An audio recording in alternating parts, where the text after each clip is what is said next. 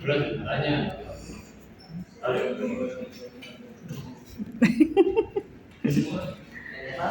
Ya. Teteh, silakan. Silakan teteh.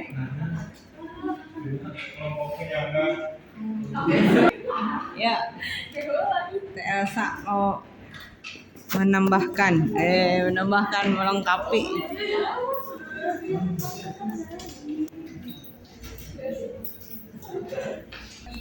Menerima dana sharing itu apa sih terlibat yang menggunakan teknologi kan gitu. Nah, gimana sih Yang keras teh. sebelumnya juga udah bisa Yang keras. Iya. Ada kopi nih. Ente. Ini kopi aja. Iya, enggak. Iklan. Kayaknya bisa kebanyakan model pembelajaran yang ini kan melibatkan teknologi ini kan. Dan juga kita sebelumnya kan udah menunjukin dampak-dampak sama pengaruh dari penggunaan ini kayak kreativitas sama jadi ya dari situ kan kurang kan kesenian budaya itu kurang ilmunya tentang teknologi gitu kan. Nah gimana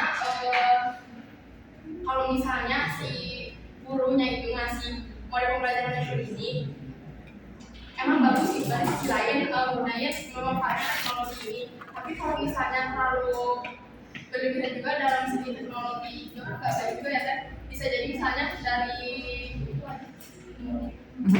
jadi apa ya minat baca sih anak jadi karena lebih terlalu spesifiknya tentang media gitu, jadi saya kayak belajar teh kayak ke buku gitu jadi kurang karena dia tuh kan lebih ke teknologi kan dikasih tahunya tuh arahnya semua apa teh kayak setting aja langsung ke teknologi jadi nggak ke buku gitu maksudnya medianya, jadi bukunya tuh dia lebih spesifiknya tuh ke teknologi gitu, jadi gimana caranya buat kayak Teknologi.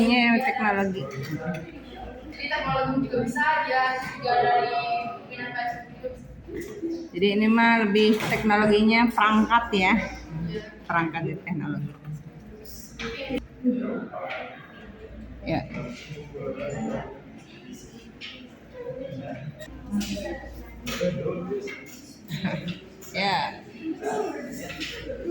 Ya. Persis Kak. Ya. Ini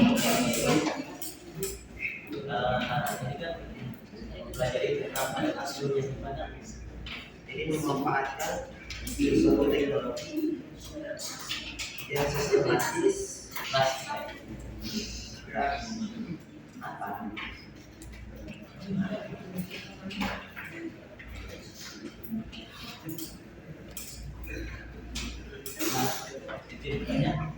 Ya, bangga. Mengenai model ASU ini itu kan pendekatannya secara sistematis yang digunakan dalam merencanakan dan melaksanakan pembelajaran dalam ruang kelas dengan memanfaatkan teknologi dan media pembelajaran.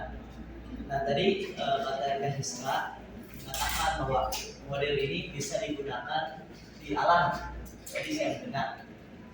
Nah, tetapi di pengertian ini hanya digunakan di dalam kelas dan menggunakan teknologi. Apakah model ini itu bagaimana gitu? Yang spesifik apakah model ini bisa digunakan di ketika kita belajar di alam atau hanya di dalam ruangan dan menggunakan teknologi saja? Itu sih spesifik dari model ASU.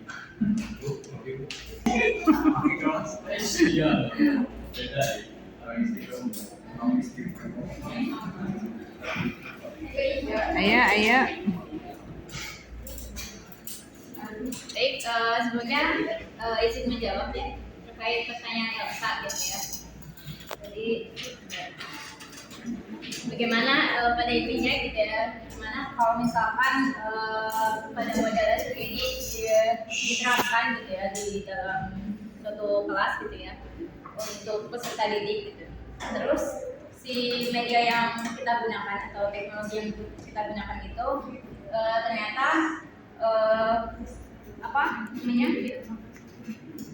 bisa dibilang kalau anak-anak itu memakainya secara berlebihan gitu ya, yang pada akhirnya gitu ya anak-anak itu tidak mau membaca buku gitu, atau kurangnya minat mereka dalam membaca gitu ya, karena mereka sudah apa namanya, sudah intinya sudah Terbiasa. sudah terbiasa gitu ya, atau sudah intinya udahlah daripada saya baca mending saya pakai ini aja, searching aja, misalkan langsung searching aja tuh. Nah kayak gitu ya kurang lebihnya. Nah jadi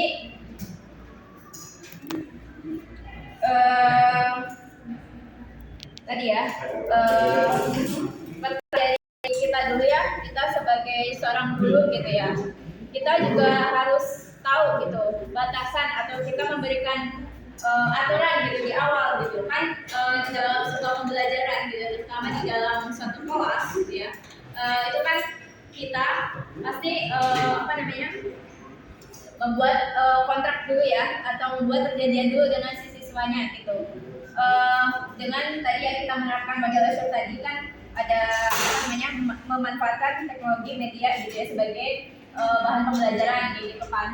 Nah di awal itu kita perlu gitu ya buat kesepakatan juga gitu dengan si peserta didik itu gitu. Nanti di pembelajaran kita gitu ya, nanti kedepannya kita akan pakai beberapa media, misal di apa namanya, di kelas ini sudah terfasilitasi ini apa namanya, LCD proyektor, kemudian yang lain sebagainya, atau misalkan ada lab bahkan kayak gitu ya. Nah kita akan gunakan semua itu media dan juga teknologi yang akan kita gunakan. Nah tapi dengan catatan gitu ya, tidak berlebihan gitu. Contoh misalnya dalam penggunaan teknologi itu nggak harus setiap hari gitu, kita bisa pakai itu seminggu sekali gitu ya. Kalau misalkan kita ngajar di SD gitu ya, itu kan anak-anak tuh emang biasanya suka apa ya, excited gitu ya ketika udah tahu apa namanya, nah udah tahu teknologi gitu ya. Contoh misalkan kita salin film atau apa namanya, series yang misalkan contoh kita kan di PAI gitu ya, kita apa namanya, kita puterin film tentang nabi-nabi misalnya kayak gitu ya. Itu kan anak-anak tuh kan semangat atau seneng gitu kan. Nah hanya sebatas nggak sebatas itu aja sih, cuman kalau beda lagi kalau misalkan kita gunakan di SMA atau tingkat SMP SMA gitu ya, itu kan udah beda lagi ya, mereka otomatis kan punya gadget gitu kan, apalagi zaman sekarang gitu. Kayaknya nggak mungkin ya kan ada yang hampir semua gitu, atau bahkan semua sudah punya gadget. Nah di situ juga kita apa ya, kita berikan batasan juga gitu. Contoh misalkan kita gunakan apa namanya,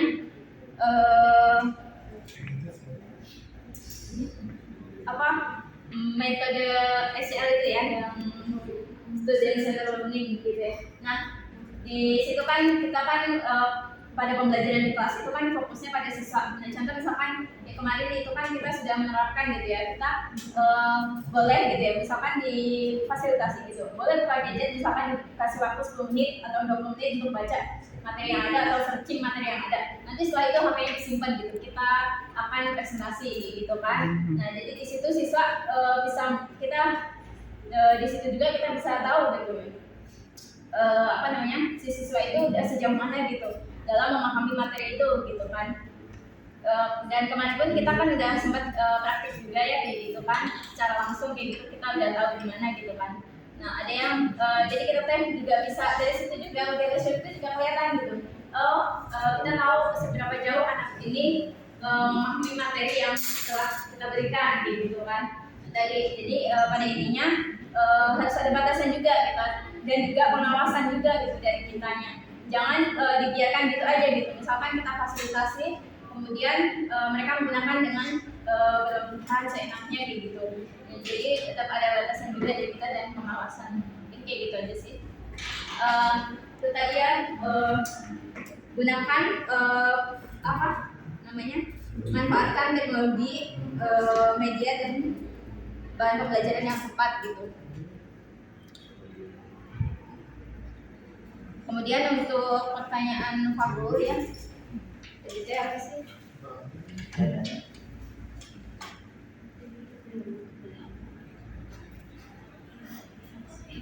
Diulang lagi Kang Fahrul. Mengenai model Ashun ini, tadi saya mengatakan bahwa model ini bisa diterapkan ketika kita belajar di alam. Yang dimana kan model pembelajaran ini yang memanfaatkan teknologi dan ruang kelas. Dan yang saya tahu juga tertutup ruang kelas sebenarnya. Yang saya tahu, tapi juga ada sih yang juga.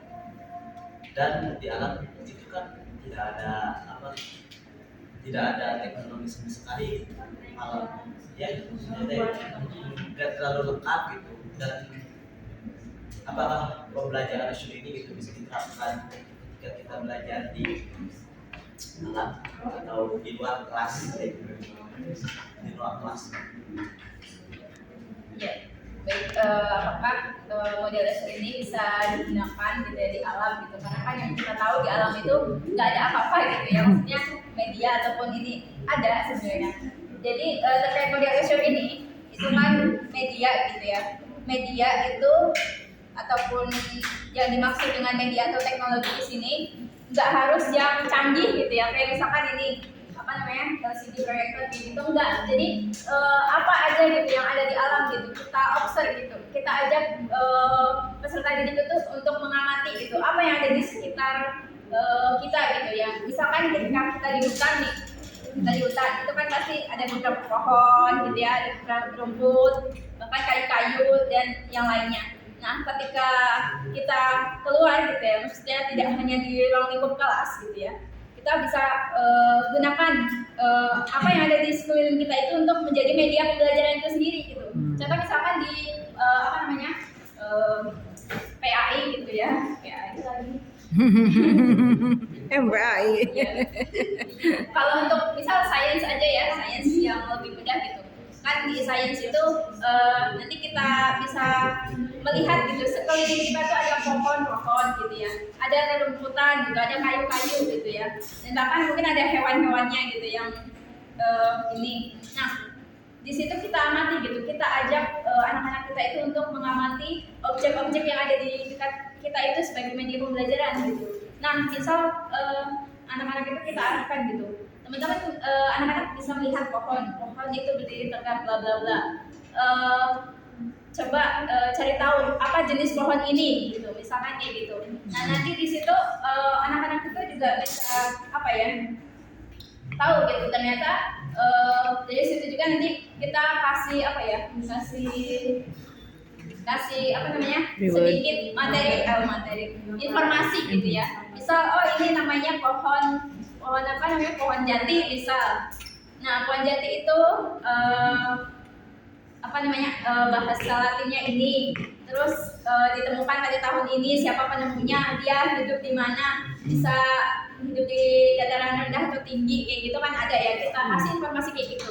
Atau misalnya di PAI gitu ya, kita spesifikkan ke PAI gitu. Di PAI apa sih hubungannya PAI dengan alam itu gitu. Nah, gimana proses gitu ya, proses dari penciptaan atau tumbuhan itu bisa tumbuh, kemudian pohon ini bisa berdiri dengan kokoh dengan baik gitu ya, ataupun bisa tumbuh-tumbuhan itu bisa tumbuh dengan lebat gitu. Itu gimana? Nah, itu kita bisa korelasikan gitu antara PAI gitu ya. Atau misalkan kita ambil suatu dalil gitu yang menyatakan terkait tentang apa namanya alam gitu, alam yang diciptakan oleh Allah itu seperti ini, dalilnya ini. Terus nanti kita korelasikan gitu, kita hubungkan dengan sains gitu, itu akan lebih baik gitu, akan lebih bagus lagi gitu ya. Dari situ kita kasih informasi, terus anak-anak itu juga harus bisa menganalisis gitu, dan juga mengamati secara langsung gitu. Oh, ternyata begini proses kejadian pohon itu tumbuh dari biji misalnya, terus tumbuh dari segini berapa tahun, kemudian menjadilah pohon sebesar ini dan kokoh tegak, nah kayak gitu. Nanti pohon ini akan bisa dimanfaatkan untuk ini kayak gitu, untuk apa namanya penghijauan, ataupun untuk kayunya nanti bisa dimanfaatkan untuk bahan bangunan atau dan lain sebagainya gitu, seperti itu. Jadi media itu yang kalau misalnya kita bicara model Ashun ini, itu kita harus apa namanya bisa memanfaatkan media itu gitu, media yang ada di sekitar kita gitu. Jadi si guru itu dituntut untuk bisa apa ya, kreatif dan inovatif gitu dalam memanfaatkan, menciptakan ataupun memilih gitu, media yang akan digunakan dalam pembelajaran seperti itu. Jadi media di sini sifatnya nggak harus yang canggih gitu. Untuk di alam kita bisa gunakan yang ada di kita. Mungkin ada yang ingin ditambahkan dari teman-teman, dipersilahkan atau ada yang ingin bertanya. Menambahkan teknologi di alam terbuka. Nah, begitu. Tadi kan Kang Fahrul bertanya itu ya. Coba mungkin dari teman-teman, akang-akang, teteh-teteh mau menambahkan ya, teknologi belajar di alam terbuka gitu.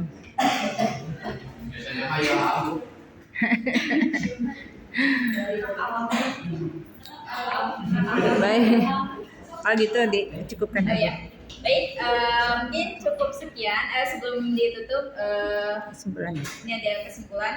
Nah, jadi pada model pembelajaran Azure ini merupakan sebuah pendekatan yang sistematis gitu, yang menggunakan media dan teknologi dan media dalam merencanakan dan melaksanakan suatu pembelajaran. Nah, tadi kelebihannya juga sudah kita ketahui juga.